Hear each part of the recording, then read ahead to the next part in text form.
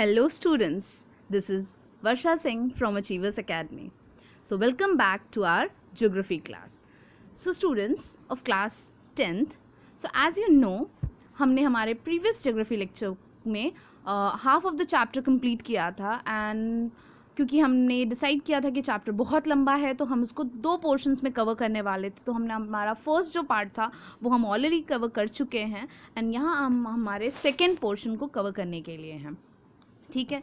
So without any further delay हम फटाफट से रिवाइज कर लेते कि हमने कौन से टॉपिक्स को कवर किया था उस दिन. ओके.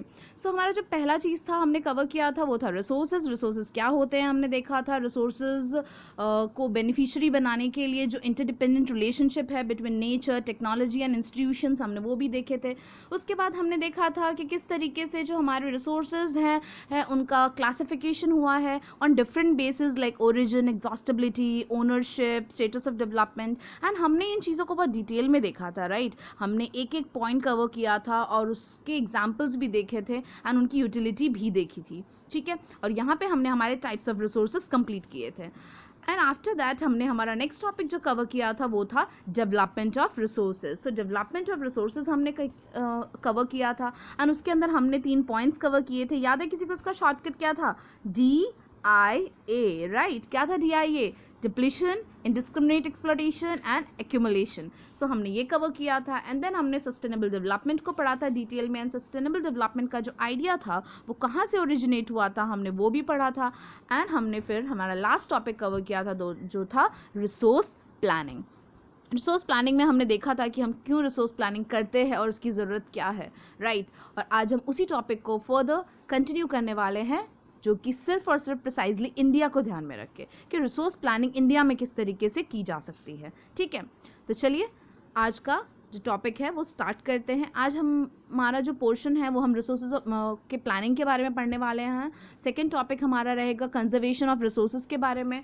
थर्ड हम जो कवर करेंगे वो रहेगा land and the fourth one will be about the soil. इन सब के बारे में हम डिटेल स्टडिंग करेंगे. ओके. सो टाइम वेस्ट ना करते हुए फटाफट से अपने टॉपिक पे आ जाते हैं. सो हमारा जो टॉपिक है वो है रिसोर्स प्लानिंग इन इंडिया. क्या है? Resource planning in India. Let me yes it is clear now. Right.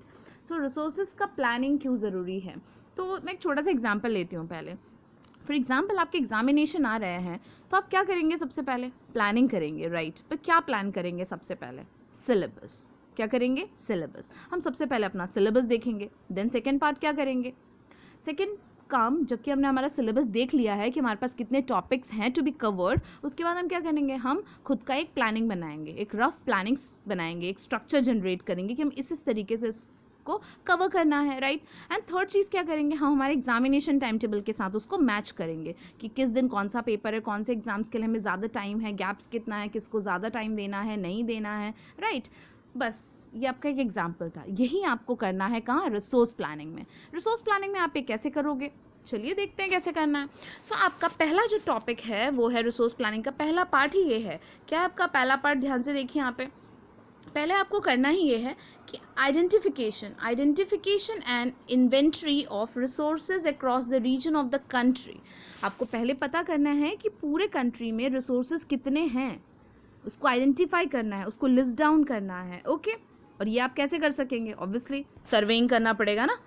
सर्वे करना पड़ेगा, मैपिंग करना पड़ेगा, क्वालिटेटिव, क्वांटिटेटिव एस्टिमेशन. कुछ चीज़ों को आप एग्जैक्ट वैल्यू नहीं बता पाओगे. राइट. तो आपको वहाँ पे क्या करना पड़ेगा? एस्टिमेशन करना पड़ेगा. तो इस सारे मेथड से आप क्या कर पाओगे? पहली चीज़ आप खत्म कर लोगे जो है आइडेंटिफिकेशन एंड इन्वेंट्री जो है रिसोर्सेज का, वो आप कर लोगे. ठीक है. दूसरा काम अब हमने करना है. अब क्या करना है हमने? क्योंकि अब हमें पता चल चुका है कि कंटेंट कितना है, तो दूसरी चीज़ जो हमें करनी है वो है evolving a planning structure endowed with appropriate technology, skill and institutional setup for implementing resources and development of plans. Okay. क्या कहता है ये? अब कह रहा है कि हम क्या करेंगे? एक प्लानिंग बनेंगे. किसके हिसाब से एक प्लानिंग बनाएंगे? देख के कि हमारे पास टेक्नोलॉजी क्या क्या है, स्किल्स कैसे हैं, इंस्टीट्यूशनल सेटअप कौन कौन से हैं. इस तरीके से हम पहले उसको प्लान कर लेंगे एंड देन हमारी जो डेवलपमेंट प्लान्स हैं, जो नेशनल डेवलपमेंट प्लान्स होते हैं, उसके साथ हम उसको मैच करेंगे. Matching the resources development plans with overall national development plans. Right. हमारे जो प्लान्स हैं हम उसको जो नेशनल डेवलपमेंट प्लान्स है उसके साथ मैच करेंगे कि एक्चुअली हमें कौन सी चीज़ों को पहले प्रिजर्व करना है और किसके लिए पहले हमें कौन से मेजर्स लेने हैं. I guess this 3 points are clear to you. ये 3 पॉइंट्स आपके रिसोर्स प्लानिंग के अंदर आते हैं, ठीक है। ओके, अब रही बात कि ये तो बाद में आए, ये तो बाद में डिसाइड किया गया था, ठीक है। इंडिया तो इससे पहले से प्लानिंग कर रहा था। कब? आफ्टर जस्ट इंडिपेंडेंस इंडिया ने अपने फर्स्ट 5 ईयर प्लान लॉन्च किए थे, और ये फर्स्ट 5 ईयर प्लान का जो मेन ऑब्जेक्टिव था या गोल बोलो आप क्या था, यही तो था रिसोर्स प्लानिंग करना, right from the very beginning, right. तो ये चीज़ हम बहुत पहले से जानते थे, ठीक है, और हमने पहले भी ये 5 ईयर प्लान्स बनाए थे जिसका मेन ऑब्जेक्टिव ही था रिसोर्सेज को प्रिजर्व करना, ठीक है। सो इतना ही नहीं, इसके साथ कुछ चीज़ें यहाँ पे मेंशन की गई हैं, वो ये है कि ये क्यों ज़रूरी था, क्योंकि पहले भी कंट्री में, इंडिया आपको पता है कि इंडिया एक रिच हेरिटेज है, इंडिया के पास बहुत अच्छा कल्चरल है, तो इतना अच्छा हेरिटेज है, इतना अच्छा कल्चरल बैकग्राउंड होने के बाद भी क्यों हम लैक कर रहे थे इस चीज़ में, बिकॉज इकोनॉमिकली बैकवर्ड हम अभी तक भी इसलिए हैं क्योंकि हमारे पास क्या नहीं थी, तब टेक्नोलॉजी नहीं थी। टेक्नोलॉजी ना होने के वजह से हम क्या कर रहे थे, हम रिसोर्सेज को फुल्ली यूटिलाइज नहीं कर पा रहे थे, हम इकोनॉमिकली डेवलप नहीं हो पा रहे थे, और इस इकोनॉमिकली डेवलप ना होने का जो मेन रीज़न था वो यही था, ठीक है। On the contrary, there are some regions which have a poor resources base but they are economically developed, ठीक है। कुछ जगह आप देखोगे वहाँ पे क्या रिसोर्सेज है नहीं, बट वो फिर भी इकोनॉमिकली डेवलप्ड है, क्यों? Because they know how to utilise it, और इसी चीज़ का जो फ़ायदा था वो पहले भी कोई उठा चुका है, कौन? देखते हैं। सो आपको पता होगा कि हमने ये कहाँ से सीखा कि ऐसा किया जा सकता है, राइट। ये कुछ मेजर्स हैं वो किए जा सकते हैं, इस तरीके से कुछ प्लान्स बना सकते हैं रिसोर्सेज को प्रिजर्व करने का, ये हमने ब्रिटिशर से सीखा था। एक्चुअली इंडिया के पास हिस्ट्री अगर देखने जाएं तो तब भी रिसोर्सेज बहुत सारे थे, ठीक है, और उन रिसोर्सेज ने ही जो फॉरेनर्स थे उनको यहाँ पे अट्रैक्ट किया था, एंड जो ट्रैवलर्स थे वो यहाँ आए, उन्होंने देखा कि रिसोर्सेज इतना ज़्यादा यहाँ पे है, बट उनको भी ये चीज़ पता चल गई कि हमारे पास क्या है, रिसोर्सेज तो है बट हमारे पास स्किल लेबर नहीं है, टेक्नोलॉजी नहीं है, इंस्टीट्यूशंस नहीं है जहाँ पे हम ये चीज़ें कर पाएँ। देयरफॉर तब से ये चीज़ पता चली कि क्या कर सकते हैं, अगर रिसोर्सेज में आपको चाहिए डेवलपमेंट तो आपके पास क्या होना चाहिए, प्रॉपर टेक्नोलॉजिकल डेवलपमेंट होना चाहिए एंड इंस्टीट्यूशनल चेंजेस भी होने चाहिए, क्योंकि हमारे पास तब ये चीज़ें नहीं थी, इसलिए ब्रिटिशर्स आए और उन्होंने हमारे रिसोर्सेज को क्या किया, एक्सप्लॉइट किया, ठीक है, बहुत ही ज़्यादा उसको एक्सप्लॉइट किया, हमें एक्सप्लॉइट किया, ठीक है। क्यों? क्योंकि हमारे पास रिसोर्सेज नहीं थे, हमारे पास रिसोर्सेज थे, हमारे पास उसको यूज़ करने का वे नहीं था, कोई प्रॉपर प्लानिंग नहीं थी, राइट। हमारे पास क्या था, अवेबिलिटी ऑफ रिसोर्सेज था, तो वही बताया जा रहा है according to a textbook कि अवेबिलिटी ऑफ रिसोर्सेज होना ज़रूरी है, but this is not the only thing which we need. इसके साथ साथ हमारे पास टेक्नोलॉजी भी होना ज़रूरी है एंड ह्यूमन रिसोर्स भी होना ज़रूरी है जो कि स्किलफुली उसको यूटिलाइज कर सके, ठीक है। और ये चीज़ हम अब सीख चुके हैं, क्यों? क्योंकि हमारे पास्ट एक्सपीरियंसेस बहुत ही बुरे रहे हैं, ठीक है। सो इसी के साथ आपका रिसोर्स प्लानिंग खत्म होता है, एंड अब हमारे नेक्स्ट टॉपिक पे जो है कंजर्वेशन ऑफ रिसोर्सेज, क्योंकि हमने देखा कि रिसोर्सेज को हमें यूटिलाइज करना है, तो रिसोर्सेज को यूटिलाइज करना बहुत अच्छी बात है, बट रिसोर्सेज को एक्सप्लॉइट करना बहुत बुरी बात है, और हम वही करते हैं, हम मिसयूज़ करते हैं उसका, हम अपनी नीड के अकॉर्डिंग उसे नहीं यूज़ करते हैं, ठीक है। और इसीलिए गांधी जी ने कुछ चीज़ें कही थी, क्या कहा था उन्होंने, गांधी जी की अगर हम बात माने तो गांधी जी ने एक चीज़ कही थी, उन्होंने कहा था कि there is enough for everybody's need and not for anybody's greed। अगर हम बात कर रहे हैं तो गांधी जी ने ये कहा था दैट हमारे पास अगर किसी की ज़रूरत को पूरा करने की बात है तो हमारे पास काफ़ी सारा रिसोर्स है, बट अगर किसी की लालच को भरने की बात है तो हमारे पास उतना रिसोर्स नहीं है कि वो उसकी लालच को पूरा कर सकेंगे। मतलब अगर हम हमारी ज़रूरत के हिसाब से रिसोर्सेज को यूज़ करें तो बहुत रिसोर्सेज है, आराम से हम उसको यूज़ कर पाएंगे, बट अगर हम उसको एक्सप्लॉइट करने पे आ जाएं, उसका मिसयूज़ करने पे, वेस्टेज करने पे आ जाएं, तो उतने रिसोर्सेज नहीं हैं, ठीक है। तो हमें अपना जो सेल्फिश एटीट्यूड है, हम जो अपने बारे में से सोचते हैं, हम जो इंडिविजुअल नीड के बारे में सोचते हैं, वो छोड़ के हमें ग्लोबल जो डिप्लेशन है, जो एक्सप्लॉयटेशन हम कर रहे हैं नेचर का, वो सब हमें रोकना पड़ेगा। और गांधी जी एक और चीज़ कहते थे, वो कभी बिलीव नहीं करते थे, उनका ऐसा कहना था कि वो मास प्रोडक्शन में कभी बिलीव नहीं करते थे, वो प्रोडक्शन बाय मास में बिलीव करते थे, ठीक है, ये गांधी जी कहते थे, ठीक है। तो इसी के साथ हमारा कंजर्वेशन ऑफ रिसोर्सेज का जो ये पार्ट था वो ख़त्म होता है, एंड हमें क्यों करना है कंजर्वेशन ऑफ रिसोर्स वो भी हम देखते हैं, ठीक है। चलिए, सो ये एक्चुअली कहाँ से शुरू हुआ था, आपकी बुक में एक लिखा हुआ है, तो गांधीयन फिलॉसफी के अकॉर्डिंग ये आपका स्मॉल इज़ ब्यूटीफुल करके एक बुक थी, वहाँ से आया था, जहाँ पे ये चीज़ ब्रुटलैंड कमीशन रिपोर्ट जो है 1987 में ग्लोबल सर्वेइंग के अकॉर्डिंग बनाया गया था कि हमें हमारे फ्यूचर को अगर प्रिजर्व करना है तो उसके लिए स्मॉल इज ब्यूटीफुल करके एक बुक थी, उन्होंने लॉन्च की थी जिसमें ये चीज़ें लिखी हुई थी। और ये भी वहीं से आया था जहाँ पे आपको पता है कि जहाँ से हमारा सस्टेनेबल डेवलपमेंट आया है, समिट, जो कि रियो डी जेनेरो में हुआ था ब्राज़ील में 1992 में। ठीक है, चलिए सो अब हमारे थर्ड टॉपिक की तरफ बढ़ने जा रहे हैं जो है लैंड रिसोर्स। सी स्टूडेंट्स, लैंड रिसोर्स खुद में ही एक बहुत बड़ा टॉपिक है, उसके अंदर और भी सब टॉपिक्स हैं जो कि हम कवर करने वाले हैं। ठीक है, तो सबसे पहले हम जान लेते हैं कि लैंड रिसोर्स किस तरीके से है। सो लैंड एक बहुत ही यूज़फुल रिसोर्स है। लैंड क्या है? एक बहुत ही यूज़फुल रिसोर्स है बहुत सारे वेज में। किस तरीके से?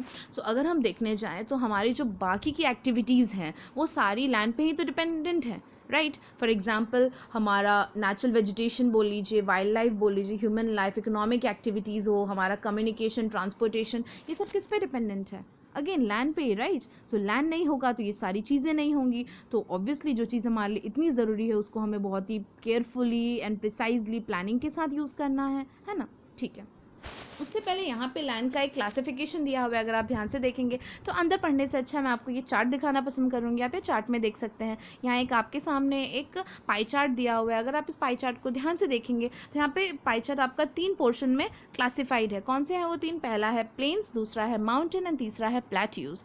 देख सकते हैं यहाँ पे प्लेन्स 43% है, माउंटेन्स का जो परसेंटेज है वो 30% है, एंड प्लेट्यूज क्या है 27%। एंड पूरा जो लैंड एरिया है वो इसमें क्लासिफाइड है, डिवाइडेड है इतने पोर्शंस में, एंड सबकी अपनी अपनी यूटिलिटी है। अगर हम प्लेन्स की बात करें तो हमारा प्लेन बहुत ज़रूरी है। कैसे ज़रूरी है? तो हमारा प्लेन इसलिए ज़रूरी है क्योंकि इसी प्लेन पे तो आप क्या करते हो, आपका जो भी इकोनॉमिक एक्टिविटीज़ होती है, इंडस्ट्रियलाइजेशन बोल लो आप, आपका वाइल्ड लाइफ जो है, आपका ट्रांसपोर्टेशन है, कम्युनिकेशन सिस्टम है, वो सब प्लेन लैंड्स पे ही तो हो पाता है। अगर हम माउंटेन्स की बात करें तो ऑब्वियसली हमारे रिवर रिसोर्सेज जो हैं वो हमें यहाँ से मिलते हैं, एंड प्लेट्यूज़ की अगर बात करने जाए तो हमारे जो मिनरल्स हैं वो भी हमें यहाँ से मिलते हैं। तो इस तरीके से लैंड इतने एरिया में डिवाइडेड है और इस तरीके से हमारे लिए काम आता है। ठीक है, तो हमारे जितने भी फॉसिल फ्यूल्स हैं, मिनरल्स हैं, फॉरेस्ट एरियाज हैं, वो सब हमें इन्हीं 3 हिस्सों से मिलते हैं। सो चलिए इसको आगे और डिटेल में देखते हैं। तो यहाँ पे इसका हम सब टॉपिक देखें तो लैंड के अंदर जो हमारा फर्स्ट पार्ट है वो आता है लैंड यूटिलाइजेशन। क्योंकि लैंड इतना ज़रूरी है तो ये भी देखना बनता है कि हम लैंड को कैसे कैसे यूटिलाइज कर पा रहे हैं या कैसे यूज़ किया जा रहा है। सो सबसे पहला पॉइंट है यहाँ पे आपके पास, अगर देखें फॉरेस्ट। आई गेस मुझे इसको समझाने की ज़रूरत बिल्कुल भी नहीं है, बिकॉज हम बचपन से पढ़ते आ रहे हैं that forest are very important to us. Forest हमें टिम्बर प्रोवाइड करते हैं, हमें मेडिसिन प्रोवाइड करते हैं, हमें मिनरल्स प्रोवाइड करते हैं। ठीक है, तो ऐसी बहुत सारी चीज़ें हैं जो हमें फॉरेस्ट से मिलती हैं, एंड फॉरेस्ट क्या है वो आप अच्छे से जानते हैं। सो डायरेक्टली हम अपने सेकेंड पार्ट की तरफ आते हैं। तो ये सेकेंड पार्ट क्या है? सेकेंड पार्ट में पहला है आपके पास बैरन एंड वेस्ट लैंड। तो पहले तो सेकेंड पार्ट कहता है land not available for cultivation. Second part में वो सारी लैंड को लिया गया है जो कि कल्टीवेशन पर्पज़ के लिए अवेलेबल नहीं है। अब उनका रीज़न कुछ भी हो सकता है। जैसे पहला रीज़न है बैरन एंड वेस्ट लैंड, मतलब ज़मीन बंजर है, फर्टिलिटी नहीं है, तो कल्टीवेशन तो हो ही नहीं पाएगा। दूसरा, लैंड तो है बट हम उसको यूज़ ही नहीं कर सकते। क्यों नहीं यूज़ कर सकते? बिकॉज कुछ लैंड्स हैं जहाँ पे हमने बिल्डिंग बना दिया है, हमने रोड्स कंस्ट्रक्ट कर दिए हैं, हमने फैक्ट्रीज बना दी है, मतलब इंडस्ट्रियल पर्पज़ के लिए वो यूज़ हो रहा है। तो लैंड तो है बट कल्टीवेशन के लिए फ्री नहीं है, तो वो भी नॉट अवेलेबल फॉर कल्टीवेशन में आ जाएगा। ठीक है, चलिए हमारे थर्ड पार्ट की तरफ चलते हैं जहाँ पे और भी अनकल्टिवेटेड लैंड को क्लासिफाई किया गया। तो ये अनकल्टिवेटेड लैंड कौन से हैं? तो क्लियरली मेंशन किया है कि excluding fellow land. Fellow land नहीं लेना है, फेलो लैंड्स अलग होते हैं। यहाँ पे अदर अनकल्टिवेटेड लैंड जिसको हम है लैंड बट हम नहीं कर सकते उनको यूटिलाइज। उसमें पहला आता है आपके पास permanent pastures and grazing land. वो लैंड जिनको पहले ही क्या कर दिया गया, डिफ्रेंशिएट कर दिया गया। किन चीज़ों के लिए? पैस्चर्स के लिए, ग्रेजिंग के लिए। उनको हम नहीं यूज़ कर सकते खेती के पर्पस में, राइट। सेकेंड हमारा आ जाता है land under miscellaneous tree crop. अब मिसलेनियस ट्रीज क्रॉप क्या होते हैं? आपने देखा होगा रोड में, रोड पे या तो सर्टेन एरियाज़ में खुद से कुछ ट्रीज़ उग जाते हैं रैंडमली इधर उधर, उनको हम इंटेंशनली ग्रो नहीं करते हैं कल्टीवेशन पर्पस से, राइट। तो वो एरिया भी हम एक्सक्लूड कर देते हैं बिकॉज वो एरिया तो है बट हम उस पर खेती नहीं कर पाएंगे कभी भी, राइट। एंड थर्ड हमारा आ जाता है कल्चरेबल वेस्टलैंड। कल्चरेबल वेस्टलैंड जहाँ पे आप इंटेंशनली क्या करते हैं, एग्रीकल्चर 5 से ज़्यादा ईयर्स के लिए मैं कंसिडर करूँगी, मोर देन 5 ईयर्स के लिए आप ज़मीन पे खेती करना छोड़ देते हो इंटेंशनली। ठीक है, that is counted as culturable wasteland. Okay, fourth अब आ जाते हैं आपके फेलो लैंड जिसको मैंने ऊपर एक्सक्लूड किया था। अब फेलो लैंड्स के भी ना दो पार्ट है, पता है।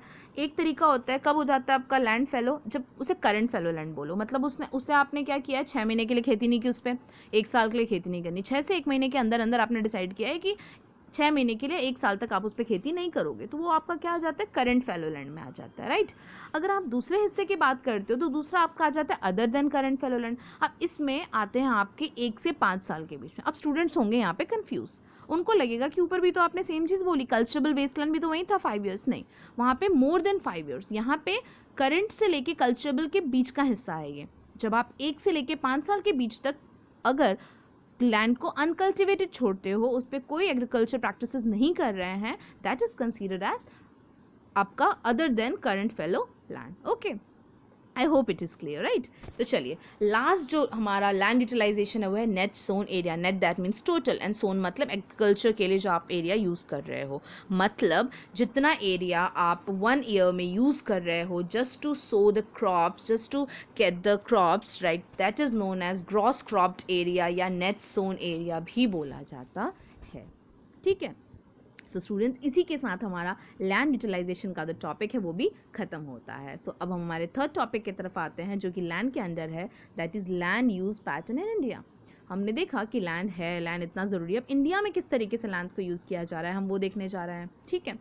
सो चलिए, सो ये रहा हमारा land use pattern in India. So पहली बात, जो लैंड है उसको हम 2 फैक्टर्स के वजह से डिवाइड कर सकते हैं इंडिया में उसके पहला जो फैक्टर है वो है फिजिकल फैक्टर, ठीक है। फिजिकल फैक्टर कौन सा है, देखो, फिजिकल फैक्टर है, फिजिकल फैक्टर में क्या क्या जाता है, टोपोग्राफी, क्लाइमेट, वहाँ का सॉइल टाइप कैसा है, ठीक है। एंड दूसरा है वो है ह्यूमन फैक्टर। ह्यूमन फैक्टर में क्या जाता है, अब कोई लैंड है, वहाँ पे पॉपुलेशन कितना है, वहाँ की डेंसिटी कितनी है, टेक्नोलॉजिकल कैपेबिलिटी कैसी है, कल्चर कैसा है, ट्रेडिशन कैसा है। सो मेजरली 2 हिस्सों में बटा हुआ है, कौन सा, physical factors and human factors, ठीक है। और उसके अंदर भी कुछ सब पॉइंट्स हैं। सो अगर हम इंडिया के लैंड यूज़ पैटर्न की बात करने आए तो आपको पता है, आप 9th स्टैंडर्ड में पढ़ चुके हैं, राइट, कि इंडिया का जो जोग्राफिकल एरिया है वो 3.28 मिलियन स्क्वायर किलोमीटर है, राइट। बट उसमें से 93% जो लैंड है वहीं अवेलेबल है, राइट, बाकी का जो लैंड है वो ऑलरेडी कंज्यूम्ड है, ठीक है। ओके, सो इसी के साथ हम आगे बढ़ते हैं। सो अब हम बात करने जा रहे हैं, तो यहाँ पे देखिए आपको ना समझाने के लिए इसे एक पाई चार्ट में भी यहाँ पे लिखा हुआ, और ये देखेंगे अगर तो ये बात हो रही है 1960 से 61 की, और यहाँ पे बात हो रही है 2008 से 2009 की। आपकी बुक थोड़ी पुरानी है जिसके वजह से यहाँ पे जो सर्वेइंग है ये बहुत पुराना सर्वे है, अगर अभी का सर्वे देखा जाए तो मे बी और भी चेंजेस आपको देखने मिलेंगे, ठीक है। सो आप इस पाई चार्ट को अच्छे से ऑब्जर्व करना, और जब आप इसे अच्छे से स्टडी करेंगे और ऑब्जर्व करेंगे तो आप देख सकते हैं कि आफ्टर सो मैनी एजेस क्या डिफरेंस आया है, लैंड एरियाज किस तरीके से घट रहे हैं, बढ़ रहे हैं। अगर आप अंदर ध्यान से देखेंगे तो आप देख सकते हैं कि किस तरीके से जो पैस्चर लैंड्स हैं वो पहले बहुत ज़्यादा थे और अब वो पैस्चर लैंड्स क्या हो चुके हैं, घट चुके हैं। फॉर एग्जांपल ग्रीन कलर से जो बताया हुआ है वो आपका पैस्चर लैंड है। सो यहाँ देखिए 4.71% जितना था, और यहाँ की अगर हम बात करें तो वो हो गया घट के 3.38। सो विद टाइम क्या हो रहा है, with time, with technology and with the growing time population बढ़ रहा है एंड डिमांड बढ़ रहा है, जिसकी वजह से लैंड का भी जो यूटिलाइजेशन है वो भी बढ़ता जा रहा है और अनइवन वे में हो रहा है। क्यों अनइवन बोला है मैंने, देखते हैं वो भी।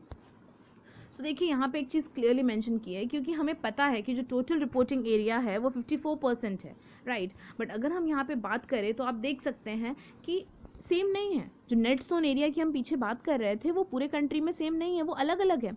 अगर आप बात करोगे, अगर आप नर्दर्न कंट्रीज़ की बात, नर्दर्न स्टेट्स की बात करेंगे, सॉरी, तो वहाँ पे 80%, जैसे पंजाब हरियाणा की आप बात करते हो तो वहाँ पे 80% जो एरिया है वो एग्रीकल्चर पर्पस में यूज़ है। बट वहीं अगर आप ईस्टर्न साइड पे चले जाएंगे, north eastern side, Arunachal Pradesh, Mizoram, Manipur and even the island like Andaman Nicobar, right, तो वहाँ पे तो सिर्फ 10% अवेबिलिटी ही है कल्टीवेशन की, ठीक है। तो ये अनइवन है, ये इवन तरीके से नहीं हो रहा है, ओके। एंड ये जो आपका देखेंगे फॉरेस्ट एरियाज जो है कंट्री में वो भी धीरे धीरे क्या होते जा रहे हैं, डिक्रीज़ हो जा रहा है। 33% जो जोग्राफिकल एरिया है उसके अकॉर्डिंग, और ये आउटलाइन, ये सर्वेइंग किसने की है, नेशनल फॉरेस्ट पॉलिसी के अकॉर्डिंग हम ये जान सकते हैं दैट 1952 में ये चीज़ बताई गई थी, ठीक है। जैसे कि हमने देखा कि हमारा जो लैंड है वो अलग अलग वे में डिवाइडेड है, एंड अलग अलग तरीके से डिवाइडेड होने की वजह से उसका जो पर्पस है वो भी डिफरेंट है। तो काफ़ी सारे लैंड ऐसे हैं जो कि क्या हो चुके हैं, डायरेक्टली वेस्ट लैंड में कन्वर्ट हो चुके हैं। आप बोलेंगे ऐसे कैसे वेस्ट लैंड में कन्वर्ट हो गए? तो हाँ, हो गया ना, जहाँ पे हम एग्रीकल्चर पर्पस नहीं यूज़ कर सकते बेटा।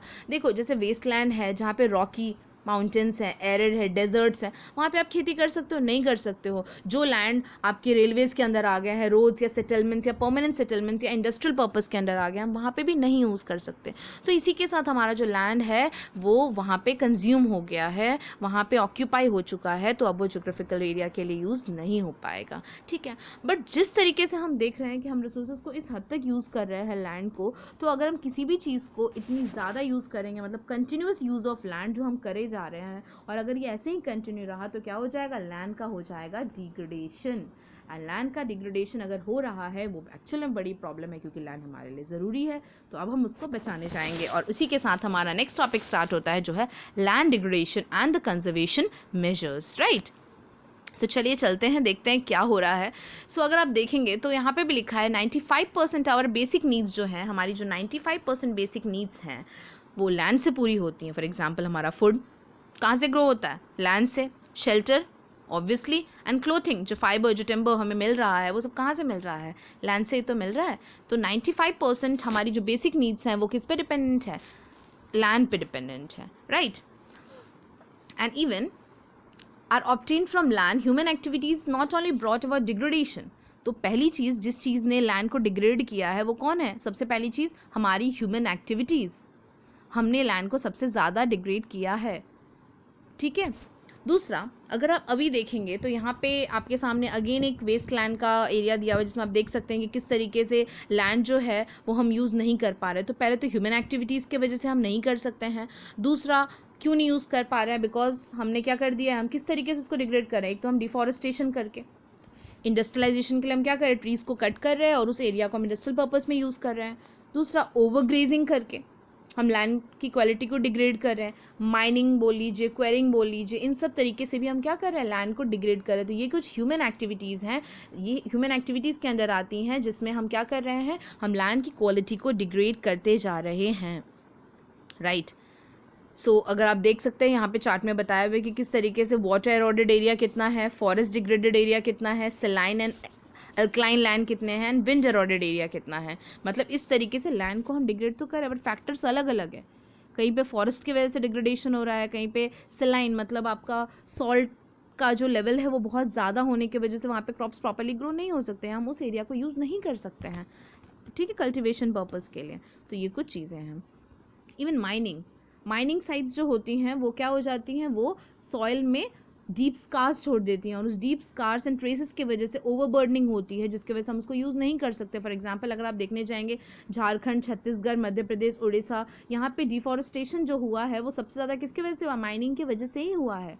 और सिमिलरली अगर आप गुजरात, महाराष्ट्र, मध्य प्रदेश इन एरियाज़ में आओगे तो यहाँ पे ओवरग्रेजिंग रीज़न है, ठीक है। सिमिलरली आप अगर पंजाब में जाओगे, पंजाब, उत्तर प्रदेश, वहाँ पे ओवर इरिगेशन एक रीज़न है। तो मेन रीजंस क्या है यहाँ पे, तो अगर आप हमने देखा झारखंड वाले एरियाज़ में जाओगे तो डिफॉरेस्टेशन का मेन रीज़न आपके पास क्या है, तो डिफॉरेस्टेशन का जो मेन रीज़न है वो है माइनिंग। गुजरात एंड महाराष्ट्र की बात की तो ओवरग्रेजिंग एक रीज़न है, and then over irrigation, right. And जिसके वजह से क्या होता है, due to increasing logging leading to increase in salinity, salt level भी बढ़ जाता है। तो ये कुछ ह्यूमन एक्टिविटीज़ हैं जो कि क्या कर रही हैं, लैंड को डिग्रेड कर रही हैं, और हर जगह अलग अलग प्रॉब्लम्स है, ठीक है। ये कुछ रीजंस हमने देखे जहाँ पे लैंड का डिग्रेडेशन हो रहा है, राइट। अब हम यहाँ पे बात कर रहे हैं अगर, तो जिस तरीके से हमने देखा इंडस्ट्रियल की हम बात करें, हम इंडस्ट्रीज सेटअप करते हैं, तो इंडस्ट्रीज हम सेटअप कर रहे हैं, तो इंडस्ट्रीज भी तो एक तरीके का इंडस्ट्रियल एक्टिविटीज़ जो हैं वो भी इसमें ऐड ऑन करती हैं। कैसे ऐड ऑन करती हैं, आपको पता है कि वेस्ट वाटर, वेस्ट केमिकल्स जो होते हैं वो क्या किए जाते हैं, वो लैंड में छोड़ दिए जाते हैं, वो वाटर में छोड़ दिए जाते हैं, और वो फिर लैंड वाटर एब्जॉर्ब करता है due to the process of infiltration. वो वाटर क्या हो जाता है, सॉइल के अंदर जाता है, और वो इम्प्यूरिटीज़ भी साथ में अंदर जाके वहाँ पे रह जाती है, डिपॉजिट हो जाती हैं, ठीक है।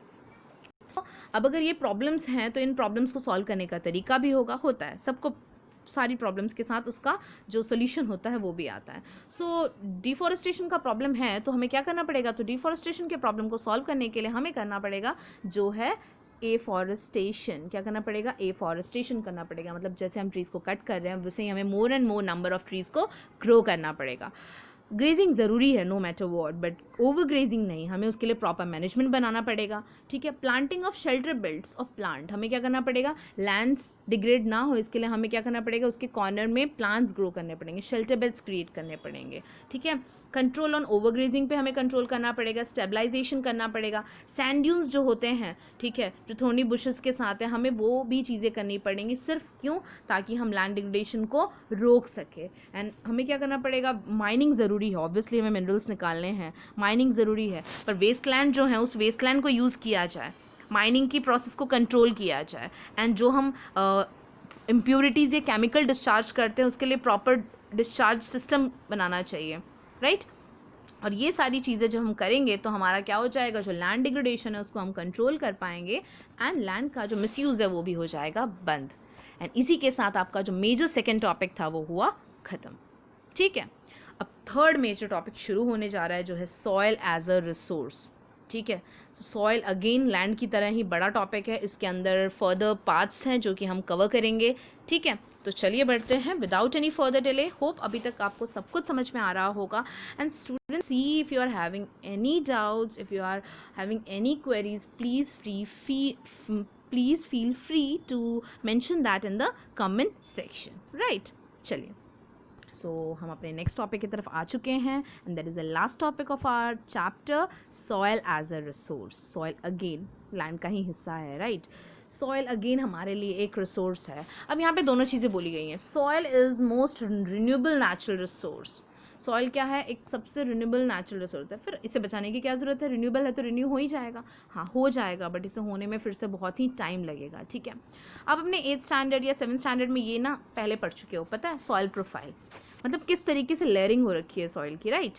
पहला है नीचे बेड रॉक, जो पेरेंट रॉक है, बड़े बड़े रॉक्स हैं वो आते हैं, उसके बाद उसके डॉटर पार्ट्स आते हैं जो कि वेदर्ड पेरेंट रॉक हैं, मतलब जो वेदरिंग के वजह से, वेदरिंग चाहे वो वाटर के लिए हुई हो या एयर से हुई हो या विंड से हुई हो या ह्यूमन एक्टिविटीज़ से हुई हो, किसी भी कारण से, किसी भी नेचुरल फैक्टर की वजह से अगर वेदरिंग हुई है तो वो जो पेरेंट रॉक है, बड़े बड़े पेरेंट रॉक हैं, वो थोड़े से छोटे रॉक्स में कन्वर्ट हो जाते हैं, एंड उसके बाद वो और कन्वर्ट होकर क्या बन जाते हैं, सब सॉइल बन जाते हैं, जो कि सिल्ट है, सैंडी है, छोटे छोटे उसमें कंकड़ जैसे पार्ट्स आपको देखने मिलेंगे। और जो टॉप मोस्ट सॉइल होता है वो मोस्ट लाइक ह्यूमस कंटेन करता है, राइट, और सबसे ज़्यादा फर्टाइल होता है, that is the top most layer of the soil, और इसलिए हमें उस टॉप मोस्ट लेयर को ही बचाना है, ठीक है। चलिए देखते हैं आगे के टॉपिक्स को, राइट। सो अगर हम बात कर रहे हैं तो यहाँ पे हमने देखा कि किस तरीके से बेडरॉक की क्लासिफिकेशन दी हुई है। अब हम सॉइल को क्या करने वाले हैं, क्लासिफिकेशन करने वाले हैं, जैसे हमने रिसोर्सेज को क्लासीफाई किया था ठीक वैसे ही अब रिसोर्सेज को तो हमने क्लासीफाई किया था उनके बेसिस के अकॉर्डिंग, राइट। सो हम यहाँ पे सॉइल को कौन से बेसिस पे करने वाले हैं, तो बेसिस जानना बहुत ज़रूरी। तो सी हम सॉइल को जो क्लासीफाई करने वाले हैं उसके बेसिस हैं यहाँ पे, पहला उसका फॉर्मेशन का वे, सॉइल का फॉर्मेशन क्या है, कलर क्या है, thickness, texture, age, chemical, physical properties, सारी चीज़ों को ध्यान में रख के हमने उसको क्लासीफाई किया है, ठीक है। सो क्लासिफिकेशन स्टार्ट करते हैं। सबसे पहला क्लासिफिकेशन जो है वो किसका है, एलुवियल सॉइल का। किसका है, एलुवियल सॉइल। एलुवियल सॉइल की अगर हम बात करें तो एलुवियल सबसे वाइडली स्प्रेड सॉइल है, ठीक है, ये किसी पर्टिकुलर एरिया में नहीं है, बहुत ज़्यादा एरिया इस सॉइल ने कवर कर रखा है। This soil is considered as the most fertile soil, जो कि एंटायर नर्दर्न प्लेन में फैला हुआ है, ठीक है। ये सॉइल इतना ज़्यादा फर्टाइल इसलिए है बिकॉज ये कोस्टल प्लेन से रिलेट करता है, जितनी भी हिमालयन रिवर्स हैं, चाहे वो गंगा है, ब्रह्मपुत्रा है, ठीक है, इनके साथ इसका लिंक्ड अप है, जिसके वजह से बहुत ही ज़्यादा फर्टाइल है, ठीक है। इवन ये कुछ रीजन्स में इसके जो नैरो पाथवेज हैं वो राजस्थान एंड गुजरात में भी जुड़े हुए हैं, ठीक है। Alluvial soil eastern coastal planes जो है वहाँ तक जाता है, एंड कुछ आपके डेल्टास हैं जैसे Mahanadi and Godavari delta, Krishna and Kaveri, उनके साथ मर्ज्ड अप होते हैं। सो एलुवियल सॉइल जो है उसमें तीनों ही चीज़ जो है हमारा सैंड, सिल्ट एंड क्ले, तीनों ही इक्वल प्रोपोर्शंस में है, जिसके वजह से ये ना ही ज़्यादा सैंडी है ना ही ज़्यादा क्ले है, ठीक है, एंड ये एग्रीकल्चर पर्पज़ के लिए एकदम परफेक्ट है, ठीक है। So in the upper reaches of the river valley near the places the break of the slope the soil are coarse. तो यहाँ पे जैसे कि हमने देखा कि यहाँ पे दोनों चीज़ें होती हैं, क्योंकि माउंटेन एरिया से ये निकलता है, तो माउंटेन एरिया से निकलने की वजह से see as if this is the mountain, तो माउंटेन एरिया से निकलने की वजह से माउंटेन पे दो चीज़ होती है, आपका क्रेस्ट पीक पॉइंट होता है और ये आपके वैलीज होते हैं, राइट. सो टॉप मोस्ट से जो चीज़ें निकलती हैं वो थोड़ी सैंडी होती हैं, और जो वाटर यहाँ से आपके वैली से निकल रहा है, तो वैली से निकलने की वजह से यहाँ का जो वाटर होता है वो काफ़ी कोर्स फाइन होता है, क्ले होता है, राइट. तो इस तरीके से वो आपके पास such soils are more common in predominant plains, जिसे ड्यूरास, कोज एंड टेराई बोला गया है, ठीक है. अब अकॉर्डिंग टू द साइज देखा जाए एजेस के अकॉर्डिंग, राइट, एल्यूवियल सॉइल को एजेस के अकॉर्डिंग अगर क्लासीफाई करने जाए तो फिर से दो हिस्सों में बांट पाओगे. कौन से दो हिस्से हैं? एक है बांगर और एक है खादर. एजेस के अकॉर्डिंग क्लासीफाई करोगे तो अब एजेस के अकॉर्डिंग कैसे क्लासीफाई करना है देखिए. सो अगर हम एजेस के अकॉर्डिंग जाएं तो हमारा जो ओल्ड एल्यूवियल है, जिसे क्या बोला जाता है? बांगर, जो कि बहुत पुराना है, राइट. एंड जो अभी अभी क्रिएट हुआ है that is known as new alluvial. Obviously पुराना है तो वो थोड़ा क्या हो जाता है, उसमें कंसंट्रेशन ऑफ कंकर मॉड्यूल्स जो होते हैं, जो बांगर सॉइल है, the bangar is higher concentration of kankar than khadar, right. और उसमें जो न्यूट्रिशन लेवल होता है वो भी थोड़ा सा कम होता है, बिकॉज वो पुराना है तो काफ़ी टाइम से एक्सप्लॉइट हो चुका है ऑलरेडी, ठीक है. And it has more fine particles and more fertile than the bangar. तो अगर आपको इसको क्लासिफिकेशन करना है तो bangar is the old alluvial, khadar is the new alluvial soil. जो बांगर है उसमें जो पार्टिकल्स की साइज है वो ज़्यादा होती है एंड खादर में फाइन पार्टिकल्स होते हैं. And bangar is again less fertile and khadar is again more fertile. This is how you can classify it. And ये बहुत सारे क्रॉप्स को उगाने के लिए काम में आता है. फॉर एग्जाम्पल यहाँ पे मेंशन है sugar cane, paddy, wheat and other cereal crops also. Okay, so that's how हमने हमारा फर्स्ट सॉइल कंप्लीट किया है जो है alluvial soil. Let's move to the next soil that is known as our black soil. अगर हम black soil की बात करने जा रहे हैं तो जो ब्लैक सॉइल है उसका दूसरा नाम है रेगुर सॉइल ऑल्सो, ठीक है. ब्लैक अगेन अपने कलर की वजह से बोला जाता है. जो ब्लैक कलर है इसका, ये कौन से क्रॉप को ग्रो करने के लिए यूटिलाइज होता है? तो अगेन हम सब जानते हैं कॉटन, ऑब्वियसली कॉटन सॉइल, इसलिए इसको ब्लैक कॉटन सॉइल भी बोला जाता है, बिकॉज कॉटन के पर्पस, कॉटन को ग्रो करने के लिए सबसे ज़्यादा एडिक्वेट है, ठीक है, अप्रोप्रिएट है. And it is believe that climatic condition जो है पेरेंट रॉक, मतलब इसका ब्लैक जो इसका नाम पड़ा है वो दो चीज़ों की वजह से है. एक क्लाइमेटिक कंडीशन की वजह से एंड दूसरा आप बोल सकते हो पेरेंट रॉक, जिसमें से ये बना है, ठीक है, जिस रॉक से ब्रेक होके वेदर्ड होके ये बना है उसके वजह से, ठीक है. तो अगर आप डिकन ट्रैप में जाएंगे वहाँ पे टेम्परेचर के अकॉर्डिंग फ़र्क पड़ता है, पता. अगर टेम्परेचर के अकॉर्डिंग आप देखने जाएंगे तो अगर आप समर टाइम में देखेंगे तो समर टाइम में आपको आपका जो ब्लैक सॉइल है वो कुछ इस तरीके का दिखता है, ठीक है. वाटर के डिहाइड्रेट हो जाने की वजह से क्या होता है कि यहाँ पे क्रैक्स पड़ जाते हैं सॉइल में, राइट. और एक तरीके से अच्छी बात है, बिकॉज सबसे ज़्यादा जो ह्यूमस या एटमॉस्फेयर में जो ऑक्सीजन है वो सारी चीज़ें क्या होती हैं सॉइल के अंदर तक उसे एरिड बनाती हैं, और एरिड होने की वजह से क्या हो जाता है वो और फर्टाइल हो जाता है. एंड सेम चीज़ अगर आप विंटर में देखेंगे तो ये थोड़ा वेट हो जाता है, जो कि बहुत स्टिकी हो जाता है और एक्चुअली क्रॉपिंग करने में थोड़ी डिफ़िकल्टी होती है, ठीक है. ये कौन से जगह पे है? तो एक्चुअली इसे बोला जाता है कि लावा के फ्लो से बना हुआ है, ठीक है.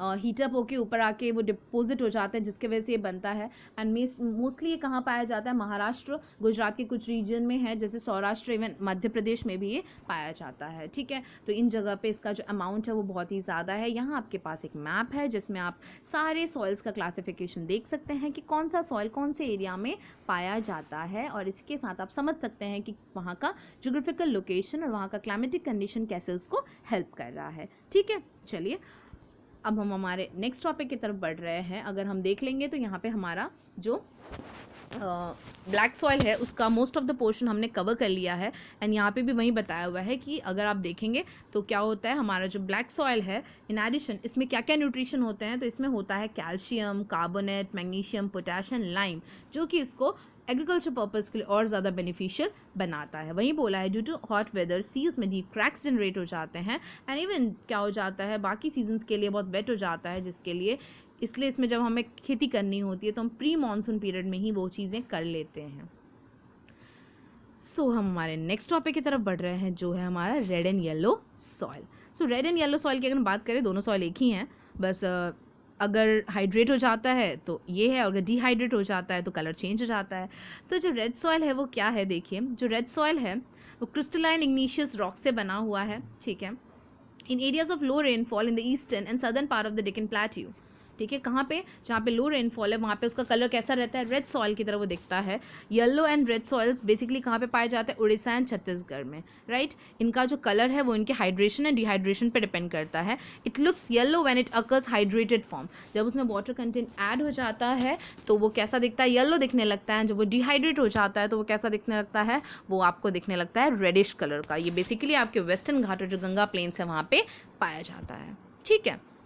सो हमारे नेक्स्ट टाइप जो है सॉइल का वो है लैटेराइट सॉइल। लैटेराइट सॉइल क्या है, अगेन लैटेराइट, लेटर का मीनिंग ही होता है, अगर लैटिन वर्ड में देखें तो दैट इज ब्रिक, ठीक है। तो लैटेराइट सॉइल जो होता है ये बेसिकली हाई टेम्परेचर रीजन में आप देख सकते हो, जहाँ पे टेम्परेचर होता है बहुत हाई और रेनफॉल भी होता है बहुत हाई, और due to this intense heavy rain and intense temperature इसका जो ह्यूमस कंटेंट है वो हो जाता है बहुत ही कम, जिसके वजह से ये क्या हो जाता है, ये एग्रीकल्चर पर्पज़ के लिए उतना बेनिफिशियल नहीं रहता है because of the less content of the humus and everything.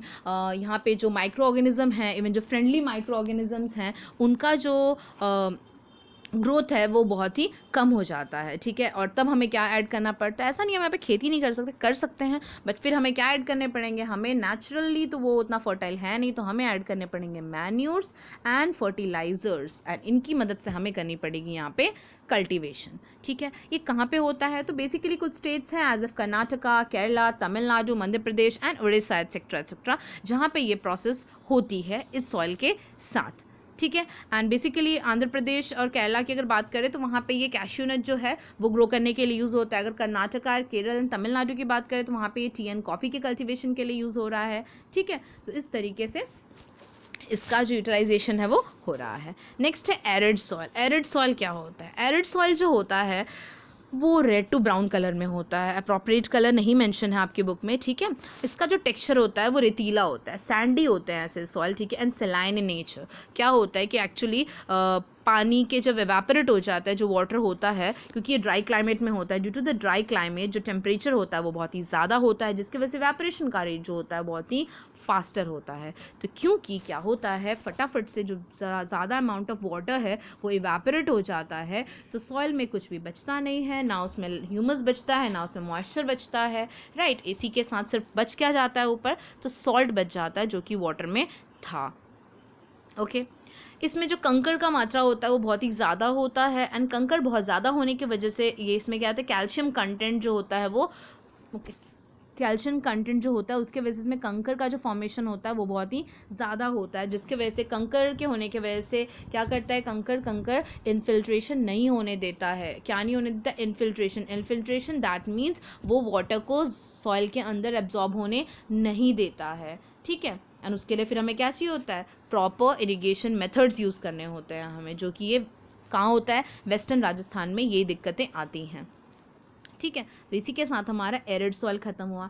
And last but not the least हमारा लास्ट सॉइल है जो है forest soil. Forest soil again ये हिली माउंटेन एरियाज में होता है, एंड इसका जो टेक्सचर होता है वो वैरी करता है according to the environment. Mountain का एनवायरनमेंट कैसा है, ये दो एरियाज में हो सकता है, आपको लोमी हो सकता है या तो सिल्टी हो सकता है, ठीक है। ये डिपेंड करता है कैसे, तो जैसे मैंने आपको पहले ही बताया, क्योंकि ये माउंटेन रीजन में होता है, तो ऑब्वियसली अगर जो टॉप मोस्ट रीजन से इस तरीके से माउंटेन है, माउंटेन के टॉप मोस्ट रीजन से जो आपका आ रहा है, जो सॉइल बन रहे हैं वो कैसे होंगे, वो थोड़े सिल्टी होंगे, और यहाँ से जो आएंगे वो काफ़ी लोमी होंगे, फाइन कोर्स होंगे, ठीक है। एंड यहाँ पे जो सॉइल्स होते हैं found in lower part, see it is mention over here also, कि जो सॉइल जो कि लोअर पार्ट में पाए जाते हैं वो क्या होते हैं, रिवर ट्रेसेस और एलुवियल फैंस के होते हैं, जिसके वजह से क्या होते हैं, काफ़ी फर्टाइल होते हैं, ठीक है। तो इसी के साथ हमारा सॉइल क्या है, सॉइल के क्लासिफिकेशन ख़त्म हो गए हैं। अब हमारे पास दो दिक्कतें हैं, सॉइल इरोजन हो रहा है, अब सॉइल इरोजन क्या है, वो क्यों होता है और कैसे उसे रोकना है, ये हम पढ़ने वाले हैं, ठीक है। तो हम अपने लास्ट टॉपिक की तरफ बढ़ रहे हैं अब, okay. I know students, it's very hard to listen everything so precisely and so firmly, but देखिए चैप्टर बहुत बड़ा है and you have to be patient and just note it down. It's the first time, that's why you are feeling कि ये बहुत लेंदी हो रहा है, and बहुत सारी चीज़ें हमें ध्यान में रखनी पड़ती हैं, हाँ पढ़ेंगी, because nowadays you are having the MCQ pattern in your examination and you need to learn everything, the one word thing specially, because the long question answers को बाय हार्ट करना आसान है, बट छोटी छोटी चीज़ों को याद रखना थोड़ा मुश्किल है. So every time that's why I ask you to just maintain your own handmade notes. अपने खुद के नोट्स बनाएंगे तो एग्ज़ाम में याद रखने में बहुत ही ज़्यादा आसानी होगी. ठीक है, बिकॉज लास्ट मोमेंट पे आपको बुक नहीं रिव्यू करना पड़ेगा. ओके, सो चलिए आगे बढ़ते हैं. तो हमारा नेक्स्ट टॉपिक है सॉइल इरोजन. सॉइल इरोजन क्या होता है? सॉइल इरोजन हमने जैसे हमारे सॉइल प्रोफाइल में देखा कि जो सॉइल प्रोफाइल है, जो सॉइल का टॉप मोस्ट लेयर होता है, उसे हम क्या बोलते हैं? उसे हम कहते हैं, उसका टॉप मोस्ट लेयर जो होता है उसमें होता है ह्यूमस. अब वो क्योंकि ज़रूरी है, अब अगर वही चला जाएगा तो सॉइल में बचेगा क्या? कुछ नहीं. So here it is mention कि क्या होता है soil erosion. So the dilution of soil cover and subsequent washing down is described as soil erosion. मतलब सॉइल के अपर लेयर का बार बार चले जाना, हर वक्त कंटिन्यूसली उसका मूव ऑन करना, सॉइल की अपर लेयर का डिग्रेड होना क्या कहलाता है? सॉइल इरोजन कहलाता है. ठीक है. एंड ये सॉइल इरोजन के रीज़न क्या है? अगेन बहुत सारे रीज़न है. देखिए कौन से रीज़न है. पहले तो हम बैलेंस नहीं कर पा रहे हैं, अनबैलेंस क्रिएट हो रहा है. किस वजह से? Human activities. कौन सी ह्यूमन एक्टिविटीज़? Again deforestation. ठीक है, आप ट्रीज़ को कट कर रहे हो. ट्रीज़ को कट करने, ट्रीज़ क्या करते हैं? ट्रीज़ के रूट्स सॉइल को होल्ड करके रखते हैं, जिसकी वजह से पानी के फ्लो के साथ उसका अपर मोस्ट लेयर चला नहीं जाता है. राइट, बट अगेन वो हो रहा है. Overgrazing, again overgrazing. ओवरग्रेजिंग से अगेन प्लांट्स अपरूट हो रहे हैं.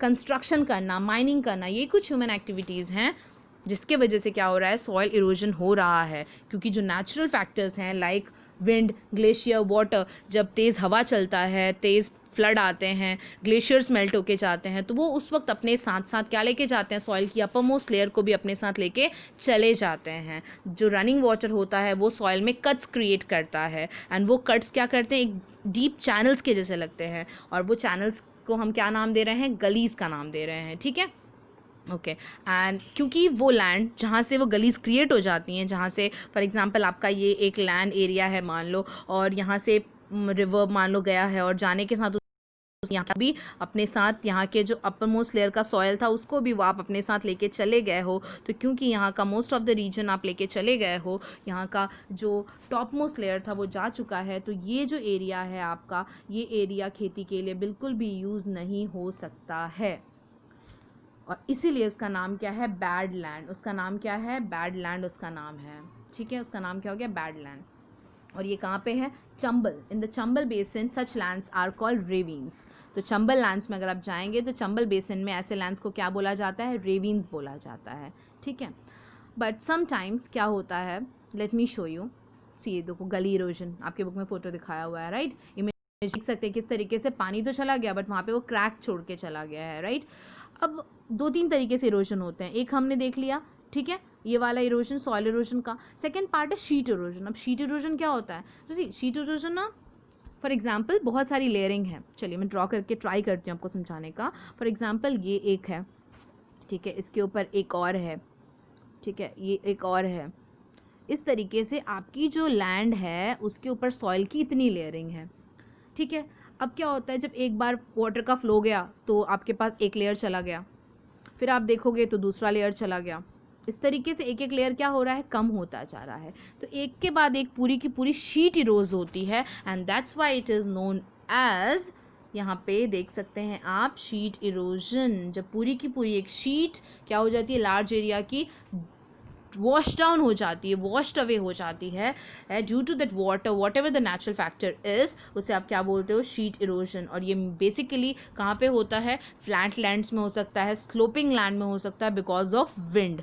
ठीक है, सो यहाँ पे फार्मिंग करने में बहुत दिक्कत होती है, बिकॉज यहाँ पे आप खेती भी नहीं कर पाते हो, और साथ में एक साथ बहुत बड़ा एक जो एरिया होता है वो वॉश्ड अवे हो सकता है. ठीक है, तो इस चीज़ों को रोकने के लिए आपको क्या करना होता है? इसके साथ आप इन सब चीज़ों को रोकने के लिए आप क्या करोगे? तो इन सब चीज़ों को रोकने के लिए आप सबसे पहली चीज़ करोगे टेरेस फार्मिंग. क्या करोगे? Terrace farming. टेरेस फार्मिंग, ठीक है, अभी तक हमने देख लिया कि कितने टाइप से इरोजन होता है. अब हम उसको प्रिवेंट करने के तरीके देख रहे हैं. ठीक है, सो प्रिवेंट करने का तरीका क्या क्या हो सकता है? तो देखिए, तो देखो एक चीज़ बता देती हूँ मैं आपको कि पहली बात आपने देखा कि सॉइल इरोजन क्या होता है. सॉइल इरोजन कैसे कैसे होता है? ह्यूमन एक्टिविटीज़ की वजह से होता है. इरोजन सॉइल का हो सकता है, शीट इरोजन भी हो सकता है, और एक तरीका है पता है सॉइल का इरोज होने का. क्या होता है? रॉन्ग वे ऑफ फार्मिंग, हम सही तरीके से फार्मिंग नहीं करते हैं। हम बोलेंगे हम फार्मिंग तो कर रहे हैं, पेड़ तो उगा रखे हैं, फिर भी हो रहा है, तो वो इसलिए बिकॉज हम क्या कर रहे हैं, प्रॉपर मेथड नहीं यूज़ कर रहे हैं। सो अब हम देखते हैं कि किस तरीके से हम सॉइल इरोजन को बचा सकते हैं। सो सॉइल इरोजन को बचाने का पहला तरीका है आपके पास प्लाइंग along the counter lines। आपको प्लाइंग करना है, बट कैसे करना है, काउंटर लाइन्स में करना है, ताकि क्या हो जाए, decelerate the flow of water. अब ये करने का क्या मतलब है, तो again I am trying to show you by drawing this. इस तरीके से एक लैंड है, मैंने क्या किया है, मैंने काउंटर प्लाइंग करने का ट्राई किया है। काउंटर प्लाइंग में मैं क्या करने वाली हूँ, सी मैंने इस तरीके से एक जिगजैग पैटर्न फ्लो बना लिया है। और इस जिगजैग पैटर्न का मतलब क्या है कि जब मैं इस तरीके से काउंटर प्लाइंग करती हूँ, तो मान लो मैंने मेरे क्रॉप्स उगाए हैं इधर, मान लेते हैं, ठीक है, चले I will again show you. मैंने मेरे क्रॉप्स कहाँ उगाए हैं, मैंने मेरे क्रॉप्स उगा रखे हैं इधर। तो ये वाला जो एरिया है क्रॉप्स उगाने का, ये थोड़ा आपको कैसा रखना है, ऊंचा रखना है। कैसा रखना है, ऊंचा रखना है। एंड ये जो आपके शैलो लैंड्स का एरिया है, ये वाला जो एरिया है, वो आपको कैसा रखना है, थोड़ा नीचे, मतलब नीचे तक उसको टिलिंग करके नीचे तक रखना है। जिससे क्या होगा कि जब रिवर वाटर आएगा तो वो पानी का निकलने का जो पाथ होगा वो ये होगा। तो यहाँ से सिर्फ क्या जाएगी, यहाँ पे से आपके पास जो है सिर्फ सॉइल इरोज होगा, आपका जो प्लांट है, आपके जो क्रॉप्स हैं, उन पे कोई इफेक्ट नहीं पड़ेगा। ठीक है, तो आप क्या कर सकते हो, काउंटर प्लाइंग कर सकते हैं। ठीक है, नेक्स्ट वे क्या है इसका, नेक्स्ट वे जो है इसका वो है, नेक्स्ट वे जो है इसका, यहाँ पे देखिए, this is called counter प्लाइंग, right. Next आप क्या कर सकते हो, स्टेप फार्मिंग या टेरेस फार्मिंग। टेरेस फार्मिंग में आप स्टेप्स क्रिएट कर सकते हो, ताकि क्या हो, डायरेक्टली होगा इरोजन उसमें भी, पर डायरेक्टली मोस्ट ऑफ द जो उसमें न्यूट्रिएंट्स है वो डायरेक्टली नीचे ना आ जाए, वो क्या हो, वो उनको रिस्ट्रिक्ट कर सके। बिकॉज ऑफ दैट हम टेरेस फार्मिंग करते हैं। ठीक है, और स्ट्रिप फार्मिंग भी की जाती है, जिसमें आप स्ट्रिप्स क्रिएट करते हो, या can say that step create करते हो, राइट। तो this breaks up the force of the wind. तो ये क्या करता है, रोकता नहीं है, बस ये क्या करता है, जिस स्पीड से, जिस इंटेंसिटी के साथ विंड या वाटर का फ्लो आ रहा है, जो कि लार्ज अमाउंट ऑफ जो सॉइल है उसको अपने साथ लेके जा सकता है, वो उसको रिस्ट्रिक्ट करता है, वो उसको डिक्रीज कर सकता है, बस। ठीक है, एंड दूसरा तरीका क्या है, planting lines. Planting lines of trees to create shelter across in a similar way. अब इसका मतलब क्या हुआ, शेल्टर बेल्ट्स क्रिएट करना। शेल्टर बेल्ट्स क्रिएट करने का मतलब क्या है, अगेन शेल्टर बेल्ट्स क्रिएट करने का मतलब वही है कि आप क्या करोगे, आप अगेन आपके पास जो फार्म है, उस फार्म में आप क्या करोगे, इस तरीके से आपने क्या बना रखा है, फार्मिंग का एक जिगजैग पैटर्न बना रखा है। आप फार्मिंग कर रहे हो यहाँ, बट इसकी जो बाउंड्रीज हैं वहाँ पे आपने प्लांट्स बना रखा है, जो कि क्या कर सके, जो कि आपके वाटर के फ्लो को, जो कि आपके विंड के फ्लो को रेजिस्ट कर पाए। ठीक है, जिसकी वजह से आपका जो एक्चुअल सॉइल है वो वहाँ से वॉश्ड अवे ना हो जाए। And this is how by these techniques we can prevent soil erosion. ठीक है, सो इसी के साथ हमारा लास्ट टॉपिक खत्म होता है, एंड इस लास्ट टॉपिक के साथ हमारा चैप्टर भी खत्म होता है, and that's how it's all ended. And हमने हमारा बहुत बड़ा जो चैप्टर था, that was resources and development, हमने खत्म कर लिया है, एंड हमने इसको बहुत डिटेल स्टडिंग की है इसकी। ठीक है, so students, again at the end of this chapter I will request you all, just please जब भी आप ये चैप्टर फिर से स्टडी करें तो आप इसके नोट्स अच्छे से बना लें।